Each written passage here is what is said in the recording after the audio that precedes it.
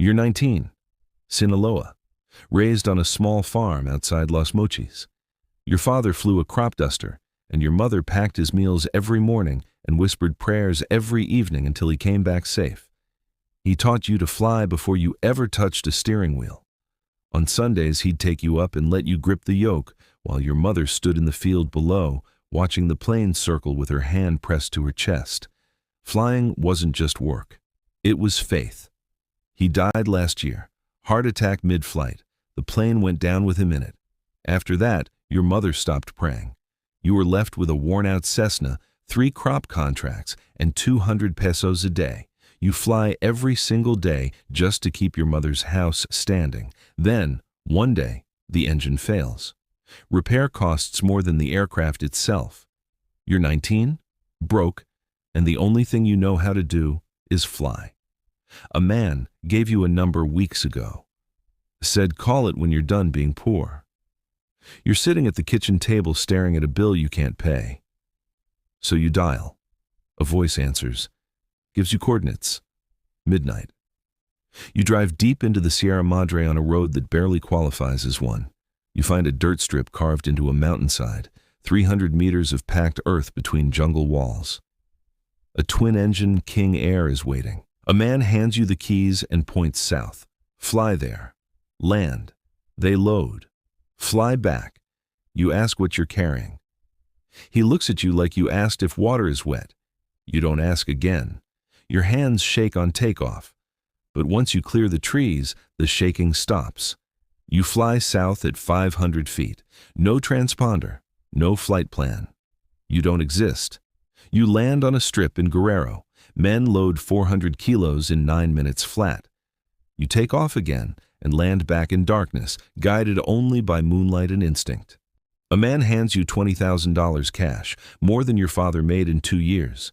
Next morning, you buy your mother a new stove. She asks where the money came from. You say charter flights. She looks at you the same way she used to look at the sky when your father was late. She doesn't ask again. You do 6 more runs in 2 months, each one smoother. You memorize routes south to labs in Burrero and Michoacan, north to desert strips in Sonora. You fly at night, 200 feet above ground, following rivers and valleys. You learn to read the land in darkness the way your father read it in daylight. You're good. Better than good.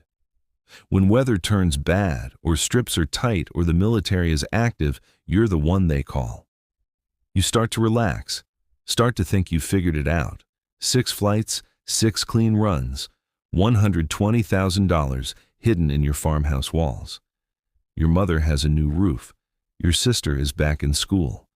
Bills are gone. For the first time since your father died, everything adds up. You start believing you're in control. Flight 7 ends that illusion.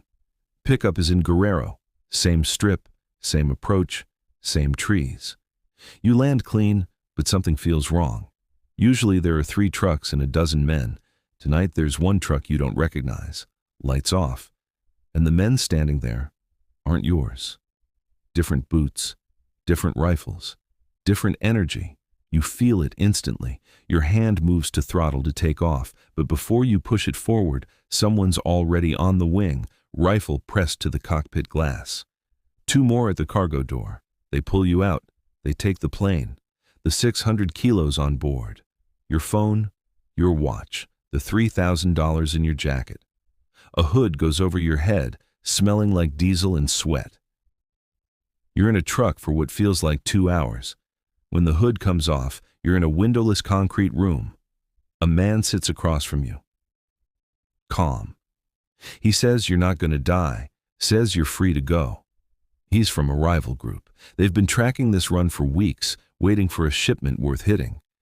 You were just the pilot. Wrong place, wrong time. He almost sounds sorry. They drop you on a highway at 4 a.m. You hitchhike back to Culiacan in a melon truck. Takes 14 hours. You arrive with nothing, no money, no plane, no phone, and the knowledge that $15 million worth of cargo vanished under your watch. You call your handler from a payphone, tell him everything. Silence stretches long enough for you to hear your own heartbeat. Then he explains the math.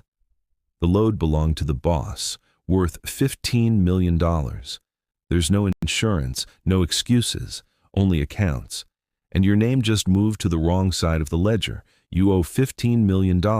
You say you don't have it. He says he knows. That's why you're still alive. Killing you doesn't recover product, but you have a choice. Pay it back, or they visit your mother's house. Not anger, not even a threat, just business. You have 30 days. You don't sleep for 3. You can't run. They know where your family is. You can't pay. $120,000 against $15 million is nothing. You can't go to police. They're tied into the same system. You ask how a pilot repays that kind of debt. He says there's one way, a job no one else will take. Colombia to Arizona. One flight, no stops, no transfers, 2,800 kilometers over open ocean. 6 hours in a plane pushed to its limits. Fuel margin razor thin. Payload worth $25 million. Deliver it, debt is gone, plus $500,000.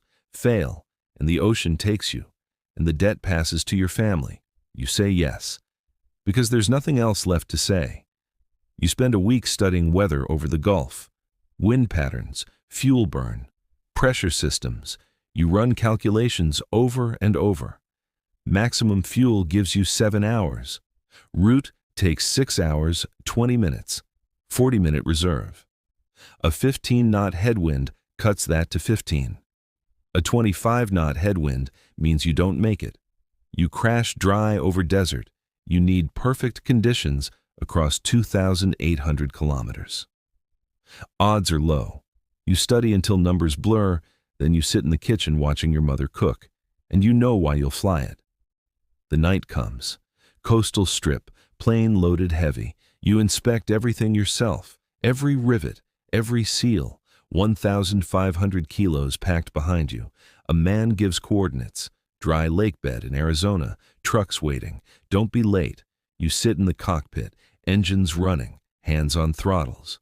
You think about your father, Sundays in the air, your mother watching below. You push forward. The plane struggles off the ground, barely clears the trees, climbs slow. You level at 300 and head northwest. The coastline disappears. The Gulf swallows you. Complete darkness, no horizon, no lights, just instruments and engine noise. Your eyes lie, your instruments don't. 2 hours pass, then 3. Fuel steady, wind manageable, 4 hours. Fatigue hits. You bite your cheek to stay awake. 5 hours. Wind increases, fuel reserve drops. You climb, searching smoother air. Find it at 450 feet, stabilize, barely. 5.5 hours. A faint glow ahead. Land. You turn north along the coast. 6 hours. You cross into desert. Fuel almost gone. Maybe 18 minutes left. Destination is 12 minutes away. 6 minutes of margin between success and death. You spot the trucks. Line up fast, land hard. Plane bounces once, stops just in time. Cargo unloaded in minutes. Envelope handed to you. $500,000. Phone rings. Debt cleared. Silence returns. You sit there, alive, your family safe. Debt gone. And you feel nothing, because you know this isn't the end. They'll call again, and next time will be harder. Because now, you're the pilot who made the impossible flight. You didn't escape the system, you just became valuable to it. You traded one debt for another. You fly back at sunrise, reach home. Your mother is making breakfast. She sees you've been gone all night, says nothing. You sit in your father's chair, eat quietly, drink coffee, look at the woman who used to pray for a pilot to return safely. She's still praying. She just doesn't know for what anymore. And neither do you. That's a wrap. This story is fiction, but hundreds of small planes carry illegal cargo across the Gulf every year. Most of those pilots are young, from farming towns, flying before they can drive. If this one hit, drop a comment. More coming. Subscribe.